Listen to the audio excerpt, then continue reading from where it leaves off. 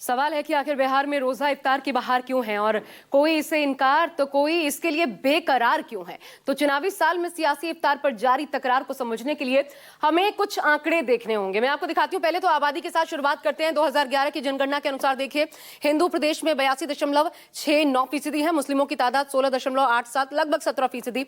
कुल आबादी 10,41,00,000। अगर आंकड़ों में मैं अगर आपको बताऊं मुस्लिमों की आबादी कितनी है तो वो 1,76,00,000 के आसपास है। अब पिछले करीब 15 सालों में मुस्लिम आबादी 16.87% से बढ़कर ऐसा अनुमान है करीब 18% होने का अनुमान है। यह बड़ा वोट बैंक है और जाहिर है ऐसे में अगर राजद का पुराना समीकरण एक साथ मिलकर पक्ष में आ जाए तो ये अपने दम पर राजद का सियासी सूखा भी खत्म कर सकते हैं और तेजस्वी यादव का सपना भी सच कर सकते हैं। देखिए कैसे MY समीकरण, लालू प्रसाद यादव जिस पर चला करते थे, यादव 14%, मुस्लिम 18, और कुल मिलाकर के अगर आप जोड़ दें MY समीकरण 32% का ये बैठता है, यानी विनिंग कॉम्बिनेशन नजर आता है। लेकिन तेजस्वी जानते हैं इस बार शायद सिर्फ इससे काम न चल पाए, क्योंकि बीजेपी हिंदुत्व के पिच पर अगर बिहार चुनाव को मोड़ ले जाती है तो फिर MY से एक कड़े मार्ग का सपना पूरा नहीं हो पाएगा और इसलिए सबका साथ सबका विकास पर तेजस्वी यादव काम कर रहे हैं। हाल ही में दरभंगा के जाले विधानसभा में उनका दौरा इसी तैयारी का हिस्सा था, जब तेजस्वी यादव पहले एक मंदिर में पूजा पाठ करने पहुंचे, फिर इफ्तार का हिस्सा बने। लेकिन जब बात अल्पसंख्यक वोट बैंक की हो रही है तो आपको बिहार के कुछ जिलों में मुस्लिम आबादी का आंकड़ा देखना चाहिए जो बेहद अहम हो जाते हैं। इसमें सबसे पहले तो किशनगंज, जहां पर कुछ उम्मीदें पिछली बार लोकसभा चुनाव में, बाकी सब जगह जेडीयू का एक तरीके से सुपड़ा साफ हुआ। किशनगंज में उम्मीदें दिखी थी, कुछ मुस्लिम वोट बैंक मिला था।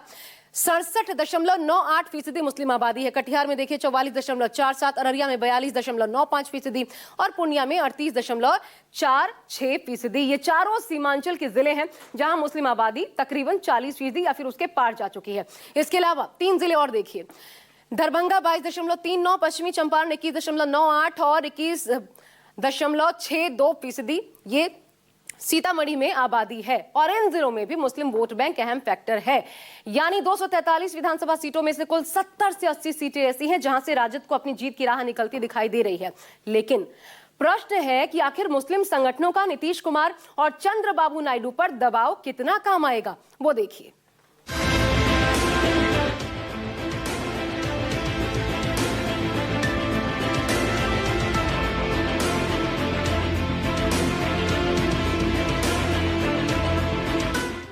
बिहार में विधानसभा चुनाव से पहले आरोप प्रत्यारोप का दौर जारी है। वोटों के ध्रुवीकरण के लिए चुनावी बयानबाजी भी हो रही है। साथ ही रमजान के महीने में इफ्तार और दावतों का दौर भी चल रहा है। लेकिन नीतीश कुमार के खिलाफ मुस्लिम संगठनों का विरोध तेज है।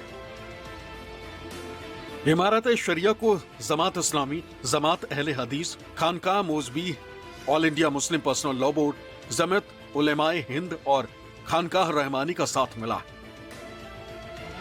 मुस्लिमों की मुखालफत ने आरजेडी को मौका दे दिया है। आदरणीय नीतीश कुमार जी तो पूरी तरह से वैसे लोगों के साथ हैं, वैसे पार्टियों के साथ हैं जो नफरत फैलाने का काम कर रहे हैं, तो समाज को बांटने का काम कर रहे हैं। आप किसी के लिए नफरत की भावना रखेंगे, घृणा करेंगे, द्वेष करेंगे और उसे भोजन पर आमंत्रित करेंगे, तो ये उन लोगों ने फैसला लिया है। ये दोनों चीज तो नहीं हो सकता है। बिहार की सियासत में मुस्लिम वोट बैंक हमेशा से एक अहम फैक्टर रहा है। नीतीश और लालू दोनों ही इस वोट बैंक को अपने पक्ष में करने के लिए दशकों से जद्दोजहद करते आए। लेकिन इस बार इफ्तार पार्टियों के बहिष्कार और समर्थन ने समीकरण बदल दिए। मुस्लिम संगठनों का नीतीश के साथ एनडीए की पार्टियों से दूरी बनाना और लालू की ओर झुकाव दिखाना आरजेडी के लिए फायदेमंद हो सकता है। लेकिन प्रश्न है कि आखिर मुस्लिम संगठनों का यह विरोध है क्या?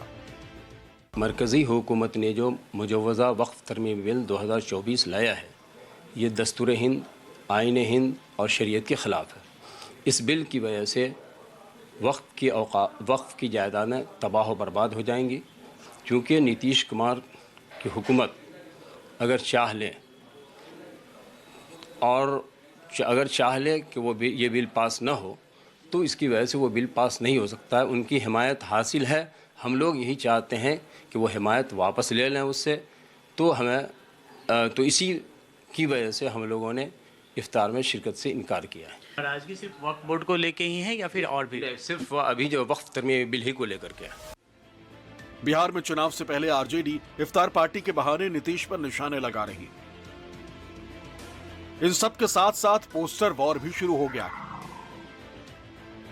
पटना में मंगलवार को एक बार फिर राबड़ी देवी के आवास के बाहर पोस्टर लगाया गया।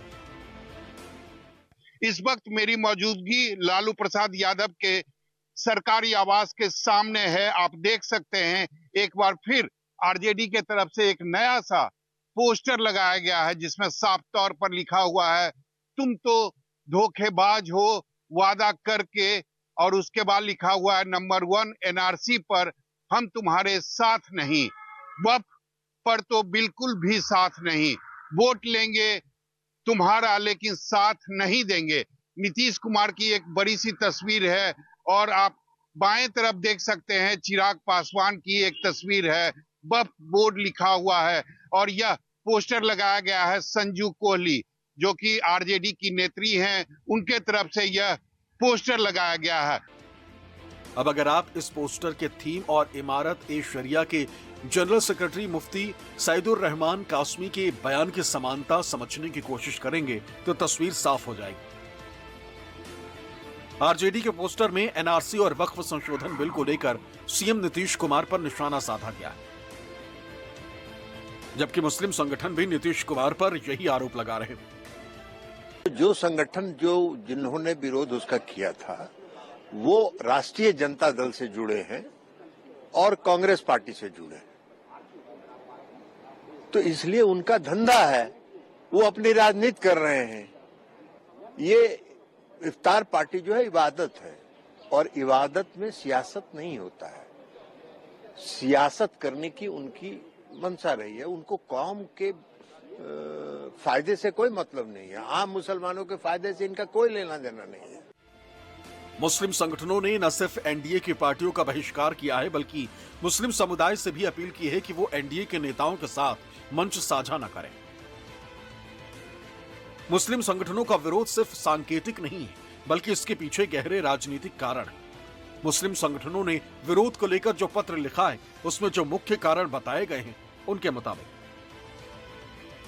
वक्फ संशोधन बिल, सीएए और एनआरसी पर रुख और बीजेपी के साथ साझेदारी को मुख्य वजह बताया गया है। साथ ही मांग की गई है कि वो बीजेपी से रिश्ता तोड़ ले। इस बीच मुस्लिम पर्सनल लॉ बोर्ड ने वक्फ बिल के विरोध में देशव्यापी आंदोलन का ऐलान किया। आंदोलन के पहले चरण में 26 मार्च को पटना और 29 मार्च को विजयवाड़ा में विधानसभाओं के सामने बड़े स्तर पर विरोध और धरने का आयोजन किया जाएगा। यानी साफ है कि ये दबाव की राजनीति है जिसके तहत मुस्लिम संगठन नीतीश कुमार और चंद्रबाबू नायडू जैसे सेकुलर छवि के नेताओं को अपने पाले में लाने की कोशिश कर रहे हैं, लेकिन उनका ये दबाव कितना कारगर होगा ये फिलहाल कहा नहीं जा सकता। मुस्लिम संगठनों का सबसे बड़ा आरोप है कि चंद्रबाबू नायडू की पार्टी टीडीपी और नीतीश कुमार की पार्टी जेडीयू ने वक्फ संशोधन बिल 2024 का समर्थन किया है। ऐसे में दोनों ही पार्टियों को सियासी दबाव मिलाकर मुस्लिम संगठन मोलभाव करना चाहते हैं। Imarat e Shariah, All India Muslim Personal Law Board और अन्य संगठनों का दावा है कि वक्फ संशोधन बिल वक्फ संपत्तियों पर मुस्लिम समुदाय के अधिकारों को कमजोर करता है और इफ्तार पार्टी से दूरी के पीछे भी यही कारण है। वक्फ संशोधन बिल में जो नीतीश कुमार जी और नीतीश कुमार जी की पार्टी ने जिस तरह से समर्थन किया है, इस बात को लेकर के उनकी नाराजगी है और इसी नाराजगी को लेकर के कई मुस्लिम संगठनों ने एक आह्वान किया। उन्होंने कहा कि हम इनके इफ्तार पार्टी में शिरकत नहीं करेंगे। हालांकि नीतीश कुमार लगातार 20 वर्षों से इफ्तार पार्टी का आयोजन करते रहे हैं और इनके इफ्तार पार्टी में बड़ी संख्या में अलग अलग जमात के लोग, अलग अलग मुस्लिम संगठन के लोग शिरकत करते रहे। हालांकि ये सच है कि नीतीश कुमार ने मुसलमानों के हित से जुड़े कई फैसले लिए हैं। इसके बावजूद मुसलमानों के वोट जेडीयू को उस तरह नहीं मिलते। शायद इसका एक कारण नीतीश कुमार का एनडीए में होना भी है। 2020 के बिहार विधानसभा चुनाव में तो जेडीयू के टिकट पर खड़े उम्मीदवारों में से एक भी उम्मीदवार नहीं जीत पाए। तब जेडीयू ने 11 मुस्लिम उम्मीदवार उतारे थे। वो तो भला हो जमा खान का, जो जीते तो चिराग पासवान की पार्टी के टिकट पर। लेकिन सदन पहुंचते ही उन्होंने जेडीयू का दामन थाम लिया और नीतीश मंत्रिमंडल में उनके भरोसे के साथी बन गए। बिहार में अब तक मुस्लिम वोटों पर सबसे ज्यादा आरजेडी का ही वर्चस्व रहा है और अपने MY समीकरण के दम पर लालू यादव की पार्टी हर चुनाव में असरदार साबित होती है।